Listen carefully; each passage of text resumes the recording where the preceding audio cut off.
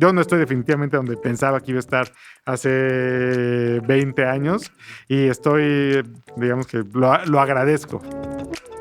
Hola, yo soy Diego Barrazas y esto es Inconformes, un podcast que invita a romper las reglas. Personas que se juntan, que definen un propósito común, que trabajan en una historia conjunta, que generan una estrategia y que se proponen hacer una diferencia, la hacen, ¿no? Los grandes cambios en el mundo, las grandes revoluciones, siempre empezaron con grupos pequeños. Oye, ¿por qué pasaste de estar en el sector público, estar relacionado con la política pública fuera de empresas, ¿no? Hacia las asociaciones civiles y demás, al mundo de las startups? ¿Dónde empieza esta cosquilla o esta inquietud por explorar esos otros rumbos? Pues mira, digo, yo creo que estas son cosas que de entrada parecen muy distintas, Uh-huh. pero en mi experiencia no lo son tanto, ¿no?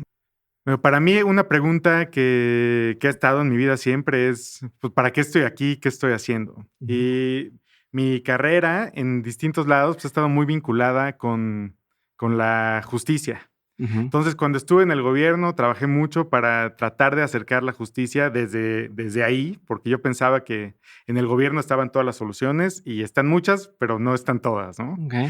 Y pues, llegué a un punto donde pues, digamos que a una edad muy joven, llegué muy lejos en mi carrera, pude empujar una iniciativa que acercó la justicia a las familias, Uh-huh. la justicia laboral, y fue algo que creo que tuvo un impacto padrísimo, ¿no? Uh-huh. Y cuando terminé eso, me ¿Qué era pregunté, esto, no? Para ponerlo en contexto. pues se llamó Justicia Cotidiana el Uh-huh. proyecto. Esto fue una iniciativa que, pues después de prácticamente 20 años que veníamos de tratar la justicia como justicia criminal, Sí.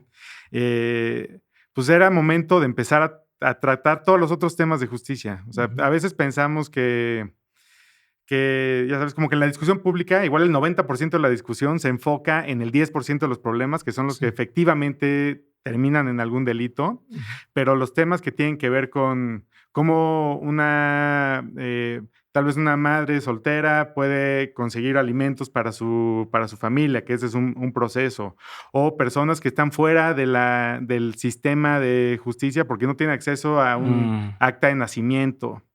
Okay. Entonces la iniciativa Sí, tienen iba papeles como... legales. Exactamente. Entonces iba en el ánimo de generar eso. Y fue para mí súper satisfactorio. Yo estoy muy agradecido con el gobierno. Creo que tener la posibilidad de servir a los demás Uh-huh. es lo máximo posible, ¿no? Okay. Y fíjate que yo vengo de una familia donde esta narrativa no existe mucho. Y creo que por eso fue que me clavé ¿No en existe este narrativa de tema. ayudar a los demás? Sí, de ayudar a los demás, pero no una narrativa del gobierno como una fuente de servicio público. Okay. Hay una leyenda ahí de un bisabuelo mío que peleó en la Revolución Mexicana y cuando terminó la Revolución Mexicana entró a trabajar a la Secretaría de Hacienda y fue de hecho de los fundadores del primer sindicato de Okay. Hacienda. Okay. Pero la historia que contaba mi abuelo al respecto no era una historia de tanto de orgullo, sino de que después de que llegó a Hacienda, pues alguien lo traicionó en el gobierno y acabó mal. Entonces, mi abuelo creció pobre y entró a trabajar a una empresa y a partir de ahí como que o sea, hizo su vida y desde ahí pudo servir a los demás, ¿no?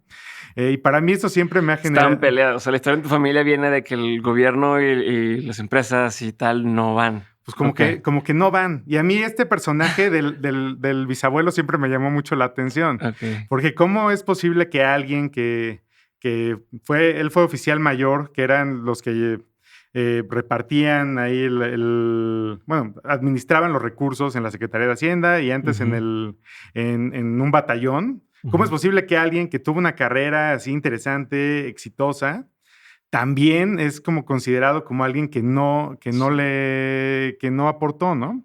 Entonces, por eso empecé yo a explorar eso, ¿no? Okay. Y poco a poco me fui desanclando del tema en concreto del gobierno Uh-huh. porque el gobierno finalmente para mí fue un medio, ¿no? Uh-huh. Esta es una plataforma que permite ayudar a los demás. Y pues empecé a explorar por otros lados. Okay. Y bueno, pues no salté de inmediatamente a las empresas. Uh-huh.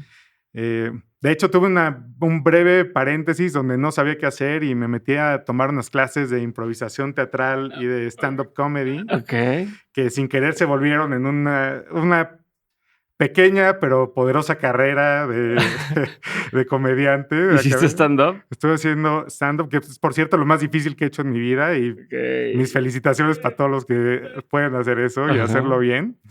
Pero después de dedicarme, estuve como casi 8 meses haciendo esto, presentándome en bares, en eventos. ¿Esto fue hace cuánto? Esto fue en 2017, 2018, por ahí. ¿Tú estabas haciendo ensamble al 100%? Pues fíjate que la comedia me llevó también a ensamble. Ensamble es una asociación civil en la que yo participé en la fundación, que se dedica a combatir la soledad y el aislamiento, el problema político de la soledad y el aislamiento, en poder, pues construir poder en lugares donde tradicionalmente no ha habido, ¿no? Fíjate que hablo de poder y yo sé que es una palabra que como que en este país, tal vez, o no sé si en este momento de la historia del mundo, como que nos genera ruido, ¿no? Y tiene una connotación negativa. A mí me gusta mucho una definición que usaba Martin Luther King de poder, que es completamente neutral, que es que el poder es la capacidad de lograr propósitos. Entonces, ¿el poder es bueno o el poder es malo? Depende, ¿no? Depende de para qué estás construyendo y quién lo está construyendo. Ok. Pero entonces me dices que la comedia te llevó a hacer ensamble, y de ensamble, ¿qué pasa después? Pues mira, en ensamble el objetivo era que lugares donde han estado tradicionalmente excluidos pudiera generarse un poder distinto, ¿no? Una capacidad distinta de participar y de hacer cosas. Okay. ¿A través de qué mecanismos o de qué manera lo lograbas? Pues mira, para mí esa es una pregunta súper importante la que estás haciendo, porque ¿cómo le haces para Soy un profesional para esto. No, como que sí le entiendes, lo veo, ¿no? Pero, o sea, ¿qué hacemos las personas que en general nos sentimos como que no tenemos la capacidad nosotras mismas de hacer una diferencia en el mundo, ¿no? Yo creo que eso que es una conversación que yo he tenido con muchísima gente. Estoy seguro que muchas personas que están escuchando esto también coinciden. Y creo que la respuesta es muy simple y es trabajando con otras personas. ¿No? Porque personas que se juntan, que definen un propósito común, que trabajan en una historia conjunta, que generan una estrategia y que se proponen hacer una diferencia, la hacen, ¿no? Los grandes cambios en el mundo, las grandes revoluciones, siempre empezaron con grupos pequeños. Y este era el punto de partida, ¿no? Aquí lo hacíamos en el oriente de la zona metropolitana, el Valle de México, que es una zona que ha tenido una historia muy larga y muy fascinante, ¿no? O sea, por muchos años en el México prehispánico fue el epicentro de poder. El Valle de México está compuesto por 7 lagos. No sé cuál sería la respuesta real para este tema. Y pues digamos que las ciudades más importantes de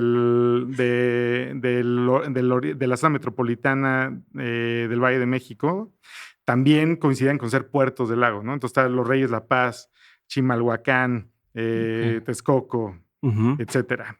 Y cuando llegaron los españoles, pues hubo ahí un cambio de régimen ahí de régimen y de idea y de fuerza, ¿no?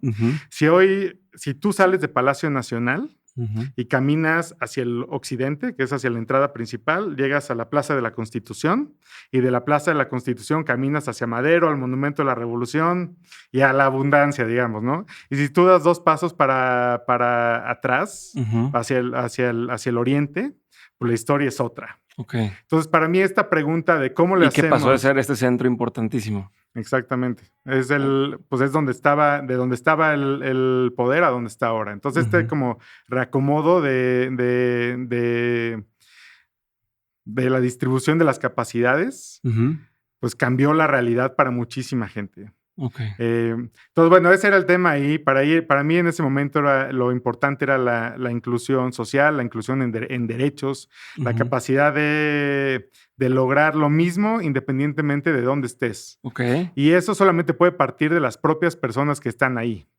Es decir, no hay salvadores, ¿no? Y de hecho, mi papel ahí era de acercar ciertas herramientas de organización que sirven o no sirven para hacer una diferencia, dependiendo si de las personas lo toman o no lo Pero, toman. por ejemplo, ¿cómo es tu rol de llegar ahí a... O sea, al final del día las personas son las mismas. O sea, no estás llegando a decir, bueno, vamos a tener personas de otro lado, vamos a meterlas aquí y que ahora se hagan amigos entre todos. O sea, la gente es la misma. ¿Cómo pasas de no le hablo a mi vecino a no solamente le hablo, sino estamos trabajando por una cosa en común? ¿Cómo se hace ya en la práctica? ¿Qué tipo de cosas prácticas, si puedes decirme, implementan para hacer que empiece a pasar? Y también, por un lado, o sea, una cosa es que empiece a pasar, otra cosa es que llegue una persona de otro lado y que venga a decirme cómo tengo que resolver mis problemas aquí, que también es eso, cómo te ganas esa confianza o esa apertura de quien vive ahí y decir, bueno, va, sí viene a echarnos la mano y puedo confiar en esta persona y no viene a aprovecharse de nosotros o a vendernos 1000 historias de cambio, como lo han hecho otros políticos en su momento, que llega cada político a hacer campaña, a decir, vamos a cambiar, y no pasa, ¿no? En ocasiones en esas comunidades. Totalmente. Esa es ¿Cómo una... le haces? No, me encanta la pregunta. Lo primero es que no se trata de, por supuesto que no se trata de mí ni de ninguna persona en particular, ¿no? Ujú. De hecho, eventualmente migramos a un modelo donde pues, las personas externas que estaban ahí, pues más bien tomaron distancia para que la propia comunidad se encargara sola. Sí. Entonces, eso es clave. O sea, Ujú. Sí, digamos, al rato de ensamble, oh, tenemos el poder aquí, ¿no? no.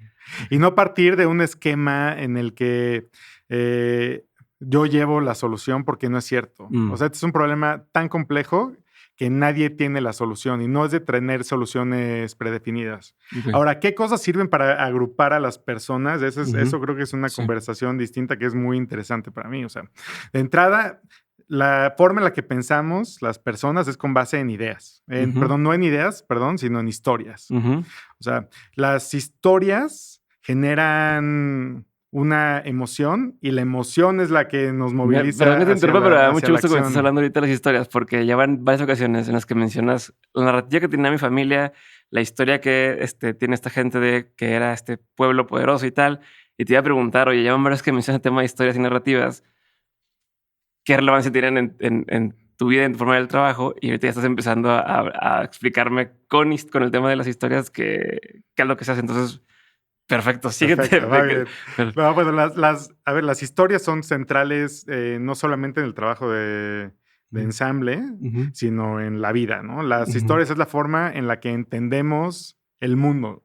Y para mí las historias han sido muy importantes porque yo en distintos momentos de mi vida he cambiado la historia que me cuento de mí mismo, ¿no? Y es lo que me ha permitido dar estos saltos y realmente pues, seguir al mismo tiempo en una línea congruente. Ok. A ver, voy a hacer esto. Voy a ponerle pausa a la parte de startups, pausa a la parte de específicamente cómo hacer que la gente trabaje en sí, y ahorita quiero que me expliques cómo has cambiado la narrativa en varias ocasiones. Quiero saber qué narrativa tenías de ti más chico y luego qué narrativa tuviste después, y ahorita retomaremos eso. Entonces, no se me olvide a mí, yo estoy poniendo así un puntito en cada cosa. ¿Cómo han cambiado las narrativas en tu vida? O sea, a ver, primero, pues creo que la primera etapa de la vida es como muy fundacional y todo está suelto, ¿no? Yo poco a poco fui fui construyendo un personaje de mí en el que era una persona que resolvía problemas, ¿no? Entrando al mundo laboral, ¿no? Que yo podía reaccionar rápido, era el que más rápido podía escribir un documento, el que más rápido podía reaccionar, pensar en una estrategia, ya sabes, como que todo eso era... Eficiente y efectivo. Eficiente, efectivo. En algún momento tuve una enorme oportunidad de hacer dos cosas. Primero, de toparme con un mentor que ha sido una influencia importantísima para mí, que se llama Marshall Gans, que es alguien que ha basado su vida en las historias, a través de las historias, ha construido comunidad, ha organizado, ya es mucho de ensamble, la gran mayoría de ensamble lo trajimos de él. Y por el otro lado, me hicieron un examen de liderazgo, donde yo pude como, o sea, pedirle a personas con las que había trabajado opinión de cómo me veían, ¿no? Y yo, pues, yo me calificaba a mí también. Y fíjate que las dos cosas en las que yo me califiqué más alto, ya sabes, Sí, estoy perfecto en esto. en esas donde me calificaron más bajo los demás. Órale. Y para mí esto fue un momento ¿Cuáles eran las dos cosas que más creías tú que eran? choqueante, ¿no? O sea, la gente me veía como soberbio. Okay. Y tú creías que no. Yo, pues, al revés, o sea, yo era, o sea, ya sabes, aquí estamos todos y no me asumía además, tampoco mejor que los demás en ninguna forma, pero yo estaba transmitiendo eso, ¿no?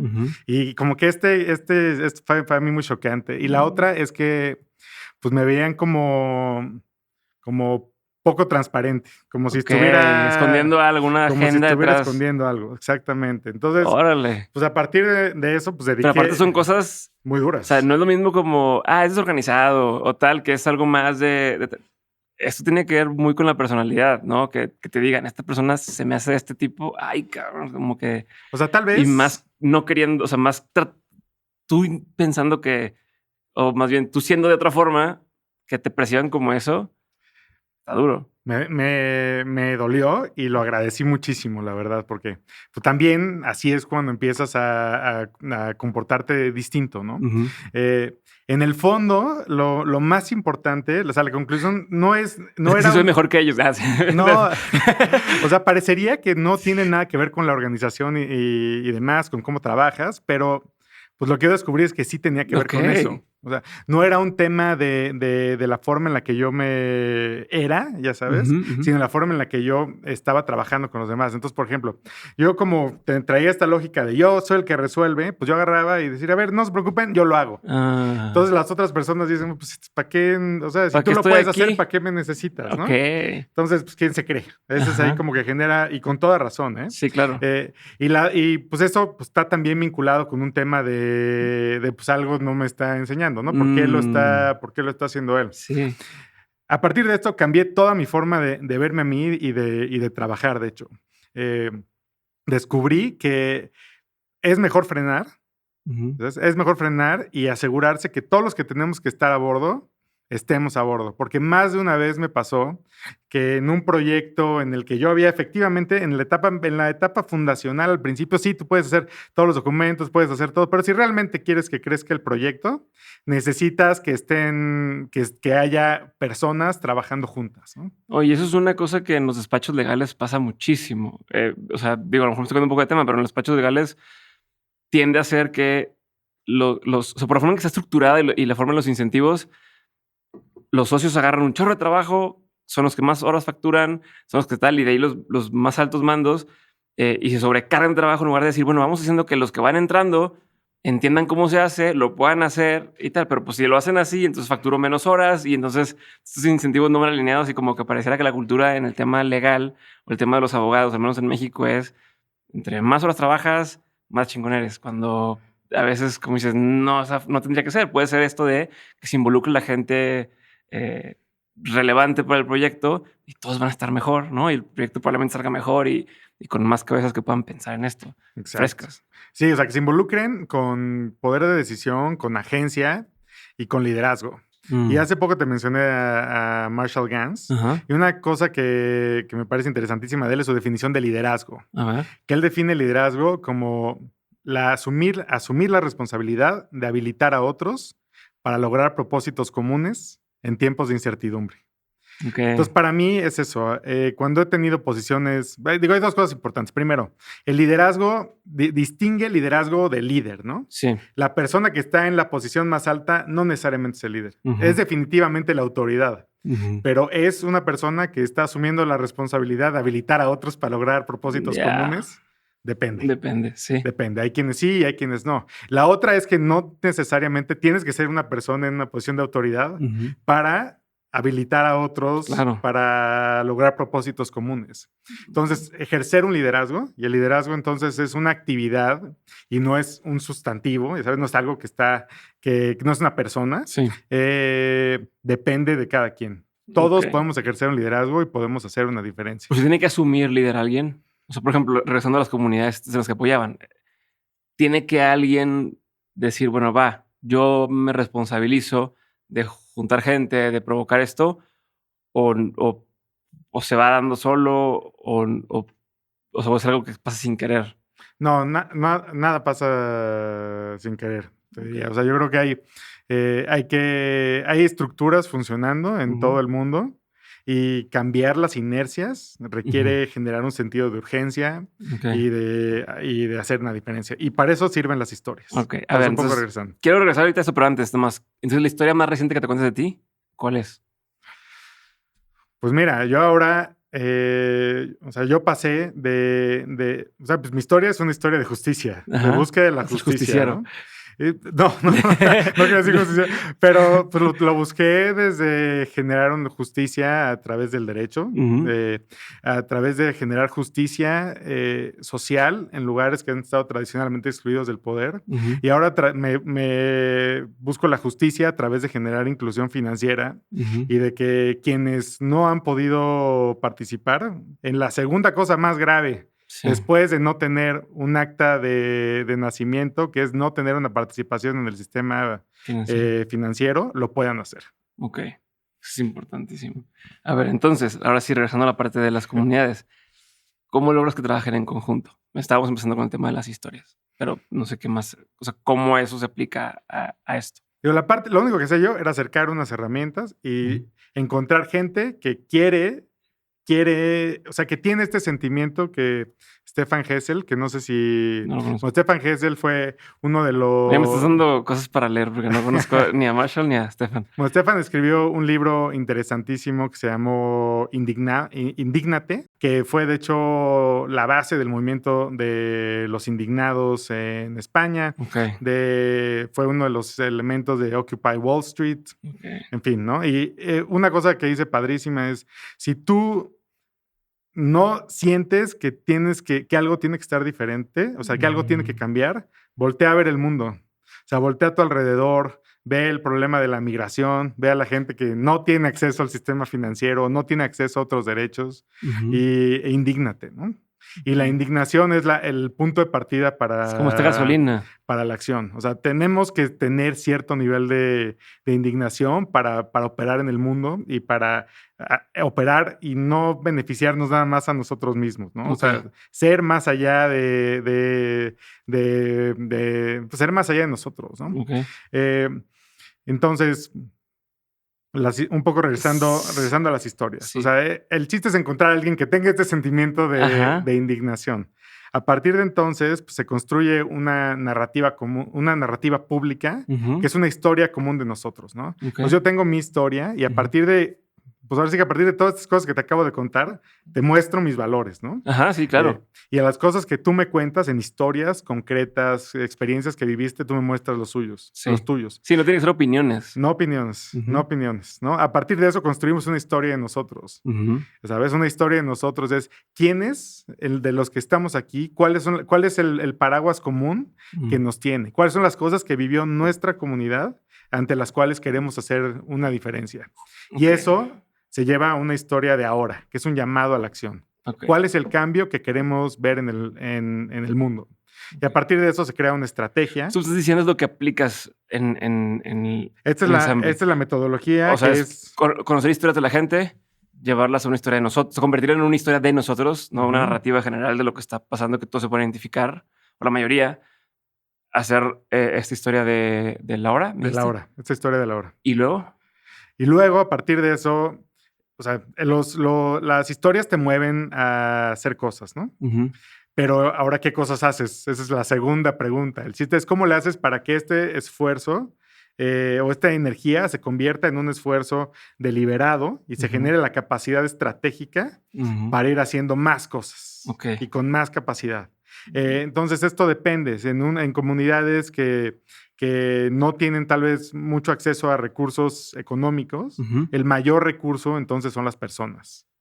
Y eso depende en realidad de cada comunidad, ¿no? No hay una solución prediseñada que resuelve. Sí, como no hay una historia específica. O sea, todas las historias en cada comunidad que te acercas es otra, ¿no? O sea, puede pasar desde, es que aquí antes siempre había agua y ya no hay, y yo crecí así tal, y quiero regresar como crecí. Es una cosa. En otro lado puede ser, toda la vida jugué fútbol de chico, de repente se van a construir calles aquí, ya no hay fútbol y queremos regresar esto a la comunidad, eso nos hace sentir empoderados, entonces no puedes tener una cosa específica, pero se vuelve un trabajo muy complejo, porque pues, no puedes decir, bueno, ya tenemos como el orden de todas las cosas listo y siempre va a funcionar igual y siempre, es una cosa que está cambiando constantemente. ¿Cómo lidias con esa incertidumbre? Que ojo, todo esto lo voy a ligar más adelante a lo que estás hoy, pero ¿cómo lidias con esa incertidumbre de... Pues ¿te acuerdas? La definición de liderazgo es asumir la responsabilidad de habilitar a otros para lograr propósitos comunes en tiempos de incertidumbre. Okay. ¿Por qué en tiempos de incertidumbre? Porque en tiempos donde no hay incertidumbre, en realidad no se necesita liderazgo.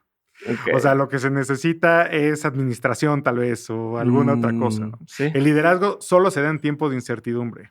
Entonces, digamos que tú haces una estrategia, un plan, oye, vamos a llegar aquí. Para llegar aquí, antes tiene que pasar A, B, C, todas estas cosas tenemos que hacer y esto nos va a llegar acá. ¿En realidad es lo que va a pasar? No. No. Neta, no. O sea, la estrategia en realidad hay una parte del plan que haces y otra parte de cómo actúas ante las reacciones que pasan, ¿no? Sí. O sea, haces esto y ¿qué sucede? Y sobre eso tienes que ir teniendo flexibilidad, un plan. Adaptarte y corregir. Pues capacidad de improvisar incluso. Sí, hablando de... Pero entonces me hace muy interesante porque creo que no todas las... O sea, a ver, en todas las empresas o las startups hablamos de que hay líderes. Pero ahora por la forma en que lo mencionas, de que tiene que haber cierto nivel de incertidumbre, no estoy seguro si todos los proyectos empiezan incluso con la capacidad de tener, o sea, la necesidad de tener líderes. O sea, hay gente que quiere resolver problemas que no son tan inciertos o que no hay tanto, y entonces dices, la persona que está haciendo esto está emprendiendo, es un líder o es un administrador o es alguien que está nada más siguiendo un manual, ¿no? Y entonces mi pregunta va hacia cómo promueves este sentimiento de indignación dentro de una startup, ¿no? Dentro de una empresa para que entonces surjan estos líderes. ¿Sí? ¿Cómo se hace? Okay. ¿Hace sentido lo que estoy preguntando, no? O sea, no, porque sí, no sé si... Sí hace sentido. Digo, creo es una cosa que me hizo pensar lo que estás diciéndome, de decir, oye, parte o sea, de provocar que haya gente que quiera hacer algo es que tiene que ver cierto nivel de indignación.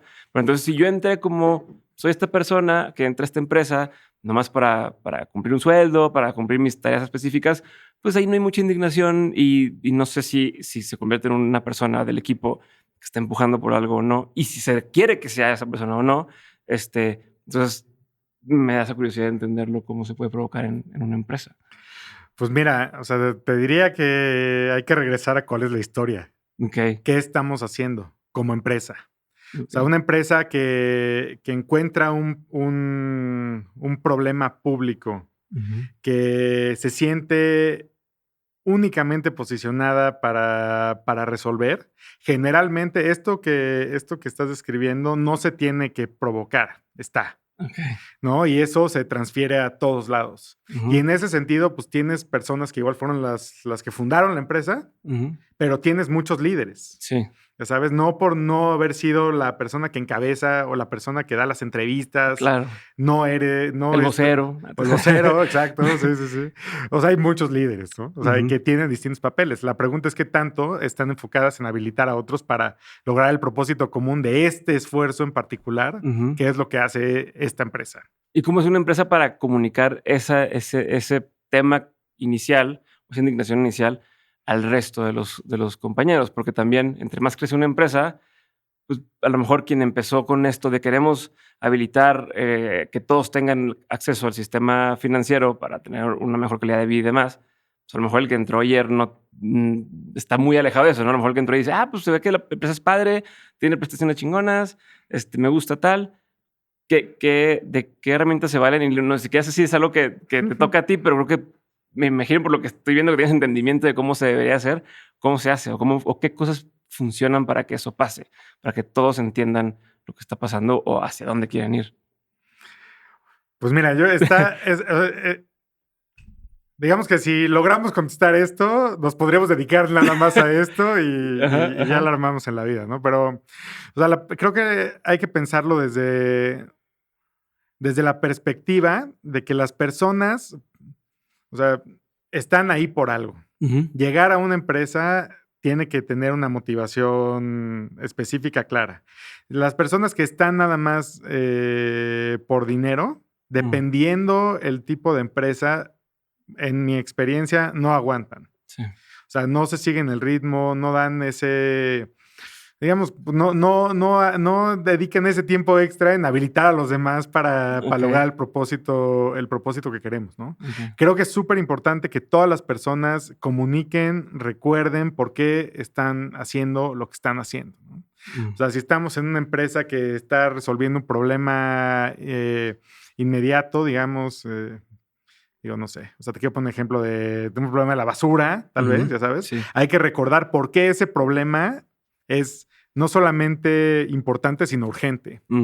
Urgencia. Urgencia. Porque de lo que tú estás hablando, de personas que nada más van, me parece que estás hablando de inercia. ¿No? De que estamos ahí y nos sentamos y hacemos lo que hacemos. Cumplimos. ¿Por qué lo hacemos? Porque siempre así se ha hecho, ya sabes, como estas trampas. Y creo que eso se resuelve con urgencia. Es urgente que este problema para el que estamos trabajando todas las personas que estamos aquí se resuelva. Y tu papel es clave, porque nadie más lo puede hacer más que tú, ¿sabes? Nadie tiene el conocimiento específico que se requiere, las ganas. Pero es también que tienen que creérsela. Totalmente. ¿No? Tienen que poder tener esa otra vez, lo de habilitar a las personas para que puedan, o sea, sentir que yo tengo algo que aportar en esto y poder hacer una diferencia, ¿no? Que eso también, bueno, ya viene un tema de personalidad, de y demás. ¿Crees que una persona puedes pasarla o sea, tú crees que puedes llegar a convencer, no tú personalmente, pero si se puede hacer que una persona tenga ganas reales de hacer una diferencia? O sea, me ha pasado en experiencias donde de pronto hay gente que dice, es que no, yo quiero crecer y yo quiero crecer en la empresa, pero luego no, o pareciera que a la hora de la hora, como, oye, pues tenemos esta cosa, salió un bomberazo, no, pero yo no hay que trabajar esa hora, o no, pero tal. ¿Crees que se puede, o sea, que falta de motivación? ¿Crees que es, o sea, a qué se debe y cómo se puede provocar, si es que se puede hacer? O sea, yo creo que se puede. Yo creo que, o sea, más bien, creo que depende. Ok. La verdad. O sea, hay personas que quieren estar en un lugar y hay personas que no. Y eso, pues así es la vida. Sí creo que todos podemos hacer una diferencia. Okay. Eso definitivamente. Hay veces que si las personas de tu equipo tal vez no están fallando, pues puede estar pasando por distintas razones, ¿no? Puede estar pasando por falta de motivación, como dices. Puede estar pasando por por una estrategia equivocada. Ok. ¿No? Entonces, personas que hacen, pero como que parece que no va avanzando a ningún lado. Sí, provoca un burnout. Agotamiento total, ¿no? Y hay personas que tal vez necesitan herramientas distintas que no tienen. Entonces, la mayor parte de los problemas tiene que ver con alguno de estos tres. Y pues, digo, creo que es algo que está bueno estarle echando ojo, no solamente a las personas que te reportan directamente, tal vez, sino a las de tu equipo o incluso para arriba, ¿no? O sea, hay que estar volteando para todos lados y haciendo este ejercicio de acompañamiento y de mentoría en general con todos, ¿no? Es parte, creo que, de la labor que tenemos como miembros de un esfuerzo. Oye, a ver, Carlos, y regresando a la pregunta inicial que se llevamos, no se me olvida, ¿cómo fue y por qué fue ese brinco a startups? O sea, ¿por qué pasar de todo este tema, lo que decíamos, de emprendimiento social, de trabajo en gobierno, de trabajo en el ámbito público, hacerlo a través de empresas y especialmente de startups? Pues mira, a ver, a mí me gustan las startups, pero no te diría que es necesariamente la razón por la que, o sea, no es el filtro más importante para mí. Okay. O sea, para mí el filtro más importante es qué tanto podemos, o sea, qué tanto la empresa es una plataforma a partir de la cual puedo hacer una diferencia. Ya. Y la verdad es que he tenido la suerte de tener esa oportunidad. Creo que, o sea, la lucha en la que estoy ahorita, obviamente es muy distinta de generar organización comunitaria en cierto en cierta forma de verlo, pero en otra no, ¿no? Ujú. O sea, igual necesitamos gente que se sume, que trabaje junta y que sirva a un público al cual no le ha llegado un servicio, ¿no? Ujú. Y la verdad es que ahorita pues, tengo el privilegio de poder hacer esto. Ok, a ver, nada más para dejar claro para quien escucha, ¿qué hace una persona encargada de política pública en general en las empresas? Antes de pasar a lo que haces en Nu, pero en una empresa, ¿por qué existe en un Facebook, en un Uber, en lo que sea? Porque hay, o incluso en instituciones eh, generales, no sé, de gobierno, lo que sea, porque hay gente, o sea, ¿cuál es la relación que tiene que ver política pública con una empresa? Eso es lo que yo no entendía. Ya lo entiendo que tengo amigos que trabajan así, pero quiero así que me lo expliques para que todos lo entendamos. Pues que entiendo, es un poco rara la Sí. posición, ¿no? Porque, o sea, las personas de política pública somos... O sea, el nombre, incluso el nombre suena que, a ver, pero ¿qué haces? Sí, está muy O sea, volado, ¿eh? ajá. O sea, fíjate que las personas de política pública somos traductores. Ok. Igual y eso, sería mejor que nos llamáramos traductores externos de la empresa, ¿no? Ok. Entonces nosotros ayudamos a la empresa a ver el mundo Ujú. en el que se tiene que desenvolver y Ujú. entender cómo este papel puede relacionarse con con con las autoridades o con las personas clave con las que la empresa se tiene que relacionar. Mm. Mucho de eso está vinculado con el gobierno, por ejemplo, en el sector financiero ahorita, Ujú. con los reguladores. Ok. Que ahí la traducción, por ejemplo, tiene que ver con que hay una... A ver, hay prioridades que tiene la empresa y hay prioridades que tienen los reguladores y no son las mismas todas. Ujú. Sí son las mismas algunas, ¿no? Sí. O sea, tanto reguladores como empresas pues quieren minimizar los riesgos. O sea, en concepto es la misma, pero en forma de hacerlo. En la ejecución, no, exactamente, ¿no? Y todos queremos servir a esta población.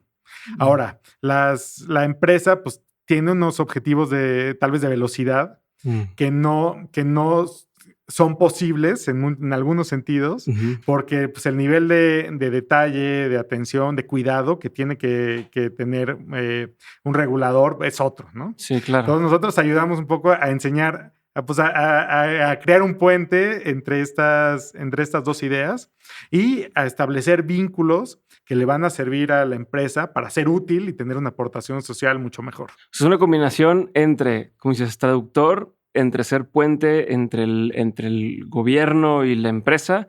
¿Solamente el gobierno o hay más?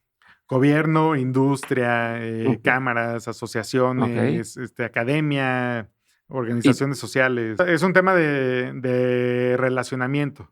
¿Cómo le hace la empresa para tener relaciones constructivas, productivas con otros actores para que son importantes para la empresa? eso que te escuchen, a fin de cuentas, ¿no? Porque tú puedes decir, "Oye, necesitamos empujar X cosa y sin siquiera te abren la puerta. O hiciste algo mal en teoría que te dicen no puedes hacer eso, pero no te dicen qué porque no tienes acceso. Entonces ahí entra un poco el tema de tener que tener este canal abierto de comunicación, Exacto. ¿cierto? Tiene que ver con tener canales abiertos de Ok, comunicación, un definitivamente. ejemplo específico de lo que hay en política pública desde una empresa, no tiene que ser NU, pero en general, un ejemplo de, como para así ponerlo más tangible todavía, de qué es lo que quiere la empresa y cómo se hace este puente. Entonces, por ejemplo, imagínate que en la empresa quieres crear un programa de reforestación Ujú. en una zona, en los alrededores de tu oficina, Ok. ¿no? ¿Crees que es algo que puede ayudar o sea, contribuir a la comunidad, que es algo que puede más servir al medio ambiente? Ujú. La forma en la que un proyecto así es exitoso, pues vas a necesitar que participen varios actores, ¿no? Mm. Necesitas que participe pues, la propia comunidad, Que diga si queremos que eso o estén de no. acuerdo o no con esto, o si no quieren, pues igual entonces no hay que ayudar con eso, sino es otra cosa. Ujú. Probablemente una presidencia municipal, la Secretaría de Medio Ambiente, digo, no sé, Ok. depende. Entonces, ¿cómo se genera ese proyecto y cómo se construyen esos vínculos? Sería en muchas empresas el trabajo de alguien de política pública. Ok, pero entonces no hay otra vez, no hay una tarea en particular que se hace solamente. O sea, porque otra vez varía de con quién tienes que estar hablando y si hablas con comunidades, si hablas con cosas, es otra cosa completamente diferente. O sea, no me levanto y digo, ok, vamos a hacer el A, B, C, todos los días para nada. O sea, todos mis días son distintos y tengo que ir viendo qué pasa. Leo los periódicos en la mañana, entonces ya sé si hay algo, alguna oportunidad, algún riesgo, en fin, ¿no? Entonces... Ok. ¿Cómo es diferente trabajar para una startup, trabajar por tu cuenta en este emprendimiento social y trabajar como del lado del gobierno? ¿Qué cosas se parecen y qué cosas son distintas? O sea, qué buena pregunta. Mira, yo te diría que se parecen más el gobierno y la empresa que el emprendimiento, en que hay muchas más cosas que vienen de fuera a las cuales tú tienes que reaccionar, ¿no? Entonces, mucha parte, o sea, parte de tu agenda, para que te vaya bien en cualquiera de estas, tienes que estar inventando, innovando, haciendo, ¿no? Y hay como que hay en cierto sentido haciendo emprendimientos internos de los lugares donde estás. Pero por otro lado, pues hay muchas cosas que pasan a las que tienes que reaccionar y tienes que actuar bien y esa agenda como que se mezcla. Y en un emprendimiento diría que está más mezclado, es un poco distinto. O sea, al menos al principio. Al principio, pues todo tienes que tú ir empujando con las personas con las que estás trabajando, porque como decíamos, pues nada se hace solo, ¿no? Y a partir de ahí, pues irle subiendo. Y en mi caso, pues he tenido el privilegio de que desde los tres espacios, pues aportan para que tengamos un lugar mejor.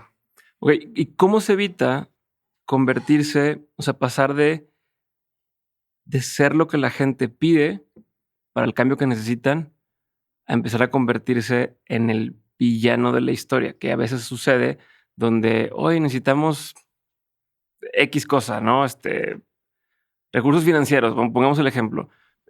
Necesitamos poder generar, o poder hacer pagos digitales o lo que fuera, y de pronto convertirse en esta empresa que por su afán de crecer termina a veces afectando a estas mismas personas con las que empezaron por falta de educación financiera, que usaron la tarjeta y se endeudaron, o incluso los mismos empleados de la empresa o equipo de la empresa que termina, no sé, me tocó ver escuchar de un caso de una startup que se dedicaba a temas de salud mental, ¿no? Levantó rondas y rondas de capital.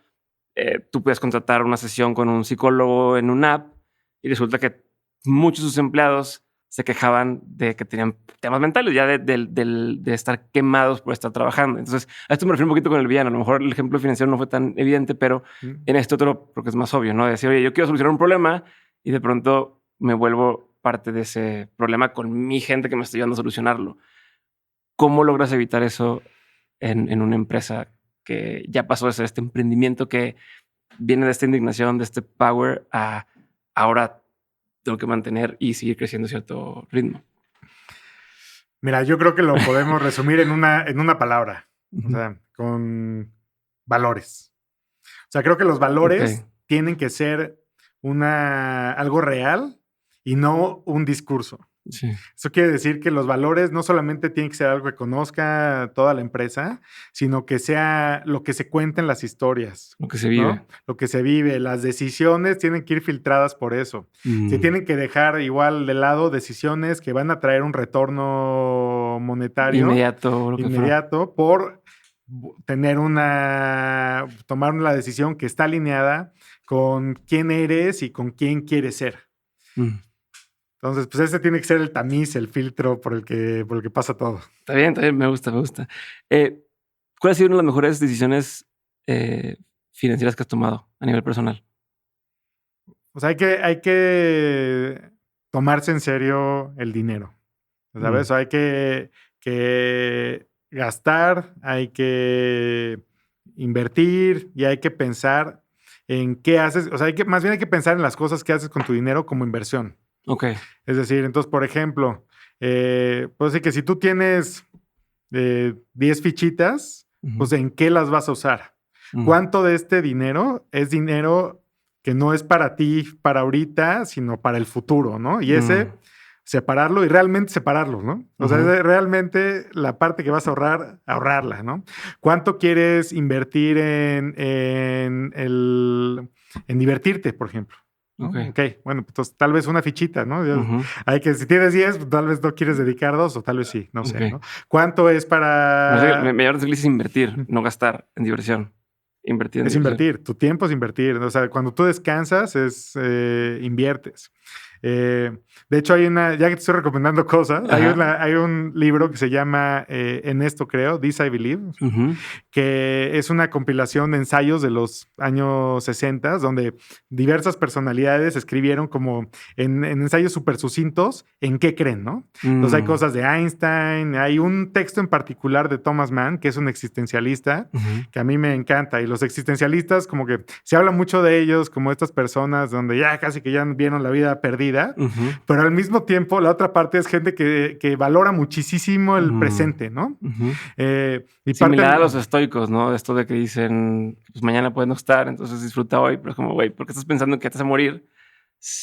Pero al mismo tiempo estás disfrutando el ahora. Sí, 100%. O sea, los estoicos y los existencialistas son primos hermanos. Me encantan Ujú. los estoicos Sí vi también. por ahí una cita que hiciste de Marco Aurelio, Exacto, sí, de en las uno de tus meditaciones de artículos. Marco Aurelio, ¿cierto? Ujú. Bueno, lo que dice Thomas Mann es que lo que él realmente valora de la vida es la transitoriedad. Mm. El hecho de que todo lo que tenemos es temporal y que todo se va a ir y que no va a haber nada eventualmente, que llegará un momento donde todo lo que hiciste, digamos, ha estado en el pasado, toda la gente que quieres se va a morir, eh, y pues un día te van a olvidar, ¿no? Entonces, sabiendo esto, ¿qué haces con lo único que tienes ahorita, que es el presente? Ok. Y cómo valoras cada interacción que tienes, cada oportunidad que tienes de ver a la gente que quieres, cómo valoras el tiempo que tienes. Así de, oye, pues quiero igual hoy dedicar una tarde a ver una serie, va, ¿no? Y lo voy a Pero disfrutar. entonces, o sea, vas a ver una serie, ¿no? No puede ser una cosa que te sucede en automático. Mm. O quiero ir a caminar, o quiero trabajar, ¿no? Ya. ¿Cómo puedes, ahorita que estás pensando en la motivación, y eso es una pregunta que creo que es bueno hacerse, ¿no? O sea, ¿cómo puedes trabajar en un lugar donde no crees que es lo correcto, ¿no? Y creo que hay muchas personas que llegan a situaciones así porque están en momentos de la vida que así es. O sea, no todo el mundo tiene el privilegio de poder elegir en todos los momentos, Ujú. pero hay una parte que sin duda, de la que sin duda somos dueños, ¿no? Ok. Y creo que a partir de tomar decisiones, de decidir que algo quieres o algo no quieres, puedes empezar a moverte en direcciones distintas. A veces no es automático, Ujú. pero y probablemente hablando de la estrategia y cómo la estrategia no es lo que planeaste, sino es en Sí. realidad lo que pasa, Ujú. pues llegarás a algún lado distinto, mejor. No es tal vez el que tú querías, ¿no? Yo no estoy definitivamente donde pensaba que iba a estar Ajá. hace 20 años Ujú. y estoy, digamos que lo agradezco. Ok. Esto que hablas tiene que ver con la intencionalidad, ¿no?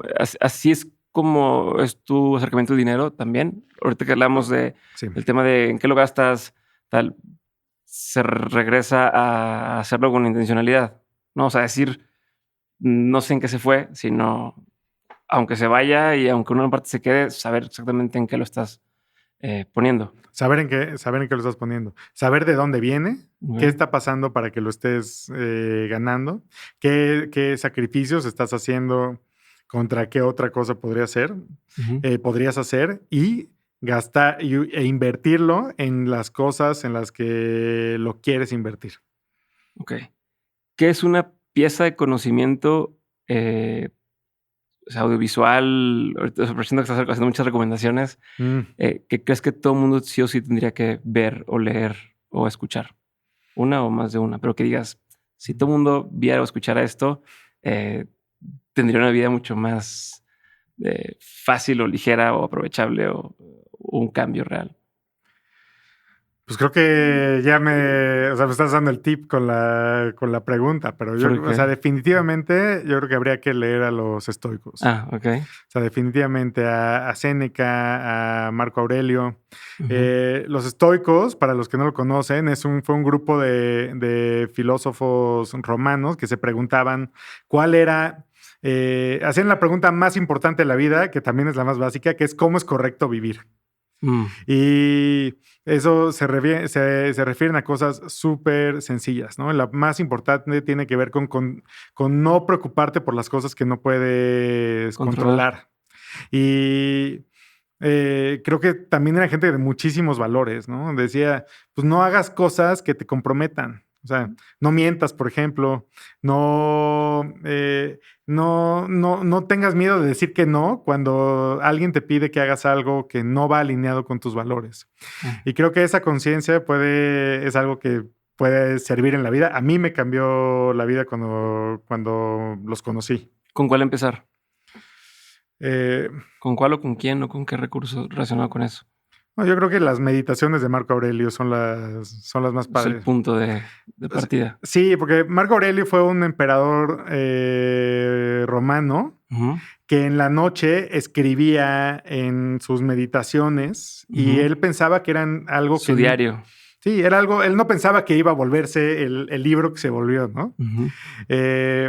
Pero es interesante cómo luego de repente un emperador romano, o sea, estamos hablando ahorita de cuando Roma era Roma. Era Roma. ¿No?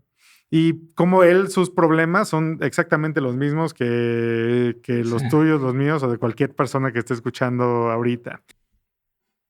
¿Qué traes o qué llevas de tu experiencia pasada trabajando con gente a hoy en una empresa? O sea, ¿qué cosas o qué principios se repiten? Pues te diría que lo más importante tal vez es que el éxito o el fracaso de un proyecto, o sea, el resultado está vinculado con la capacidad que tienes de no dejar gente atrás. ¿Ya sabes? De no ir demasiado rápido, de no pensar que resuelves los problemas tú, sino de efectivamente habilitar a otros para que puedan hacerlo, ¿no? A mí ahora sí que mi sueño en este trabajo es hacerlo, o sea, hacerlo también en el sentido de esta parte de liderazgo, que igual eventualmente, pues, o sea, ya no me necesiten, ya sabes. Te vuelvas irrelevante, por así decirlo, de también que lo haces. Siento que eso es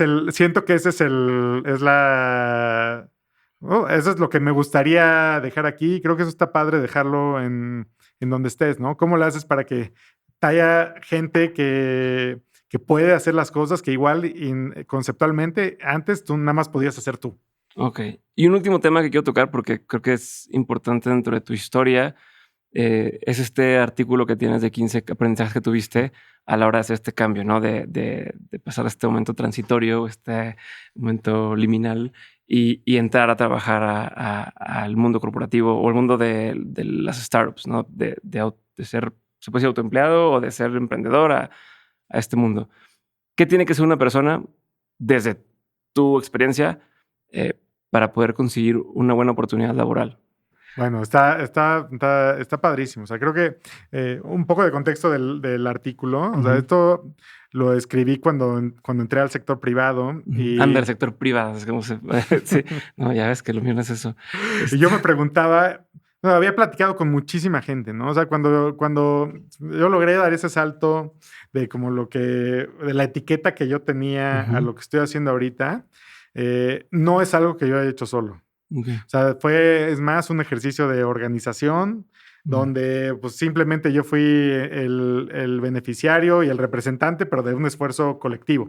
Cuando yo llegué o sea, cuando entré, decidí pues, escribirle a la gente que me había ayudado, hice una lista y había más de 100 personas a las que en algún momento había buscado, les había escrito, me habían escuchado, me habían presentado a alguien, habían leído algo, un currículum. Entonces, o sea, primero, creo que la primera cosa que te quiero dejar es esa. O sea, no es un trabajo individual que puedes hacer solo. No es individual. Se necesita ayuda de todos, ¿no? Ahora, ¿quién te ayuda? Que esa es la otra. O sea, ¿qué significa ayuda? Ayuda, a veces lo pensamos como de, oye, pues tú justamente eres la persona que me presentó a la persona que me puede contratar. Y eso no es cierto. O sea, para mí ayuda es cualquier persona que dedique tiempo, espacio a escucharte, a rebotarte, a decirte cómo te están percibiendo, es alguien que está trabajando contigo, ¿no? Ok. Creo que hay que ser muy deliberados en todo. Hay que ser muy consciente en qué dice, por ejemplo, un CV. Un currículum es una pieza que igual y leen una sola vez, pero la leen. Entonces, eso es lo que te digo, la leen. Y es muy importante que el currículum no solamente diga lo que tú crees que es bueno para ti, sino que también refleje las habilidades que la empresa va a buscar, ¿no? Ok. ¿Cambias el currículum según la empresa a la que aplicas? Sí. Ok. Definitivamente. Y son temas de énfasis, ¿no? Sí, reordenas algunas cosas o... Ojo, por supuesto, siempre diciendo la verdad. Claro. O sea, quiero dejar eso muy claro. Hay que decir la verdad. Pero, pues, cuando tú si estuviste tal vez 5 años en alguna posición, hiciste muchas cosas. ¿A qué le pones el acento? Esa es un poco la decisión editorial. Sí, claro. Pero es importante saber eso, de que vas acoplándolo de acuerdo a dónde estás tratando de entrar, no nada más de ahí van como si fueran volantes, ¿no? Sí. 100 del mismo. No son volantes, ¿no? Creo que también hay una parte de vincularse, tratar de generar vínculos alrededor de la empresa, ¿no? O sea, creo que hay que tener consciente que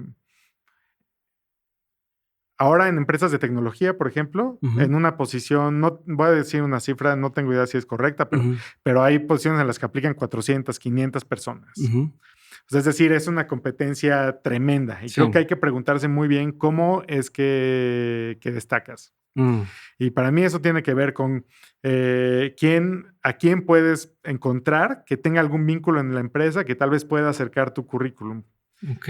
¿No? Y eso implica a todos lados. El tema de conocer gente en todos lados. 100%. Aunque no queramos, así funciona muchas veces. O sea, hay gente con un currículum a veces, a lo mejor el currículum no lo demuestra, pero con más capacidad, pero simplemente porque si hay una oportunidad de conocerte por otro lado antes, a veces te da ventaja, ¿no? Te estaba escuchando de Y Combinator, gente que aplica y tiene más posibilidades de entrar porque lo recomendó alguien que ya estaba ahí. Así de sencillo, de ponle atención a este currículum, ¿no? O darle una entrevista porque creo que vale la pena y ya lo escuchen y listo. Puede ser la mejor persona o la mejor opción, pero si nadie sabe lo que haces o nadie te conoce o nadie te da la oportunidad, ahí estás. Eso creo que es muy válido, ¿no? Y más en... No, digo, lo saqué de lo que estás diciendo. Sí, con razón. Estoy de acuerdo con la idea. Qué buena idea. Eso que dijo. Lo acabas de decir, de vincularte, lo que estás diciendo. Bueno, pero fíjate que en esfuerzos como este que describes o en empresas, va a haber de esos 400 o 1000 personas o equipos que soliciten. Imagínate que hay, no sé, 100 que son tan buenos como tú. Entonces, ¿cómo le haces para ser distinto? Entonces, o sea, yo creo que podemos sentarnos a discutir si está bien o si está mal. Creo que lo más importante es un enfoque práctico a cómo le hacemos para que, o sea, cómo le haces tú para ser distinto, para destacar. Darte a ver, para destacar. Y eso es lo que estamos buscando, es lo que están buscando las empresas en general, ¿no? ¿Qué más? O sea, vamos a hacer un esfuerzo en conjunto. Hablamos de hacer un CV que haga sentido con lo que estás aplicando. Estás hablando del tema de vincularte con las empresas. ¿Qué otra cosa hay que tomar en cuenta o que sería importante? O sea, creo que hay que tomar en cuenta que esto es casi un trabajo de tiempo completo. O sea, cuando a mí me tocó hacer esto por primera vez, dediqué cientos de horas. Cientos de horas y estaba trabajando seguía de tiempo completo en ensamble. Entonces, ¿en qué momentos tenía yo para hacer esto? En las noches, en los fines de semana. Y fueron muchísimas horas de trabajo. Entonces, no hay que pensar, y muchas más allá más allá de las llamadas o del tiempo y el espacio, ¿no? O sea, yo trataba de hacer, por ejemplo, que cada conversación que yo tuviera con alguien que me puede ayudar, la trataba como una entrevista.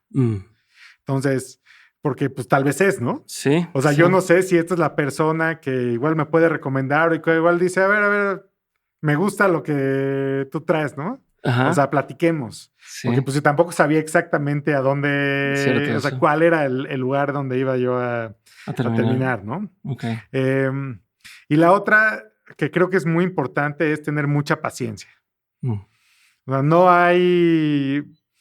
en un entorno que tan competido, puede ser que tarde mucho tiempo en que llegues. O sea, yo me tardé 4 meses, pero sé de gente talentosísima que tardó 8 meses o 7 meses. Ok. Y digamos como que racionalmente no tiene sentido, pero más bien emocionalmente no tiene sentido. Y en algún momento te empiezas a preguntar, ¿será que soy suficientemente bueno para esto? O sea, da miedo que dices, oye, estoy en este proceso. Sí. ¿Qué pasa si pues realmente he sido un impostor hasta ahorita y estoy llegando en el momento donde ya me descubrieron, ¿no? topé, ¿no? Ya más bien ya nadie me va a agarrar. Y lo que les puedo decir es, creo que hay que tener como mucha paciencia, templanza, hay que disfrutar el viaje, ayuda a leer los estoicos en el proceso, tal vez, y entender que pues, el momento en el que llegues vas a llegar a donde tienes que llegar, ¿no? Ok. Las empresas están buscando un fit, entonces pues ellas van a estar viendo no solamente que tengas la capacidad para hacerlo, sino que cuando te metan a este grupo de personas, como que el resto de la, ya sabes, de la gente diga, ok, pues sí, ¿no? Ella es una de nosotros. Sí, ¿no? te integra. Te integra. Dijo, es que hay muchos temas que se pueden hablar de esto. Creo que para un poco para redondear la idea, te diría o sea, el conseguir un trabajo, aplicar, mandar solicitudes, es un trabajo de tiempo completo, que no se puede hacer solo, que requiere ayuda de muchísimas personas y cualquier persona que ayude para una cosa o para otra es alguien que te está dando tiempo crítico. Es algo que puede tomar tiempo, puede tomar algunos meses. Por lo tanto, por cierto, es mejor si tienes alguna fuente de ingreso, digamos, creo que es mejor conservarla y no dar un salto en lo que llegas al otro lado, ¿no? Porque obviamente lo que más puede acelerar las cosas y llevarte a tomar una decisión que no quieres es la presión económica.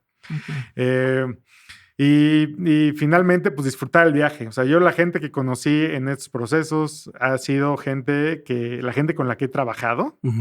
O sea, en la medida o sea, la forma en la que llegas determinará tu éxito durante el trabajo, ¿no?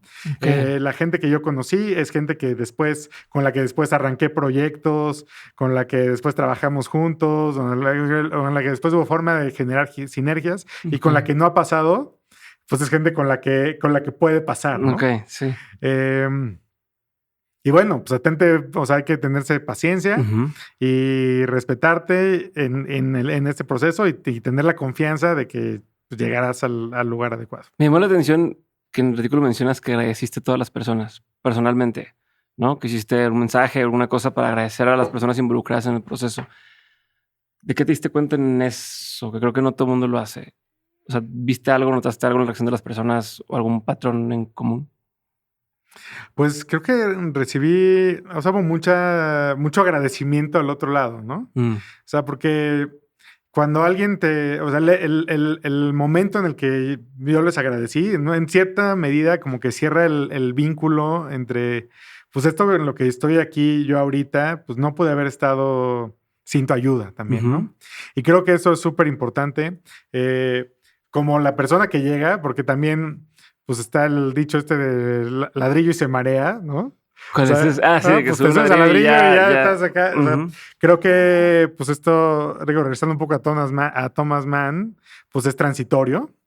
Ya sabes, es transitorio, los trabajos son transitorios, los puestos son apellidos. ¿Qué haces y la forma en la que llegaste, pues y tal vez si eres la mejor persona, pero pues tal vez si en vez de, ya sabes, si tu currículum no hubiera sido el primero, sino el segundo, tal vez seguramente hubieran escogido a una persona también muy buena, ¿no? Y creo que ese recordatorio de que pues, estamos en tiempo prestado y la oportunidad de ser parte de un proyecto es única, creo que es un aprendizaje súper padre que hay que llevarse. Buenísimo. A ver, de todo lo que has vivido, tanto en lo personal como en lo laboral, has tenido un montón de aprendizajes. Dime 3 cosas que has aprendido que sigas manteniendo vigentes o como recordatorios constantes en tu vida. Ok. A ver, creo que las cosas pequeñas importan. Ok. O sea, para mí hay pocas cosas que disfruto tanto como ir a caminar con mis perros, por ejemplo, ¿no? Y, o sea, ese espacio de reflexión y de ideación es único. Todas las mejores ideas, a mí, bueno, las mejores según yo, luego igual luego de las veces de las que más empujo, tal vez sería más justo decir, surgen en momentos de ocio o de esparcimiento, ¿no? Ok. Dos, te diría que no puedes solo. No, hay que tener muy claro que pues, hay que avanzar con los demás y que trabajar juntos es el camino para hacer la diferencia. Y tres, que tal vez que hay que caminar, ¿no? Que hay que caminar a paso firme y no acelerarse para comerse, no hay necesidad de comerse el mundo, ¿no? Que el viaje en sí mismo vale y que las cosas malas eventualmente son de las que más aprendes y las que más agradeces y son las que más te dejan.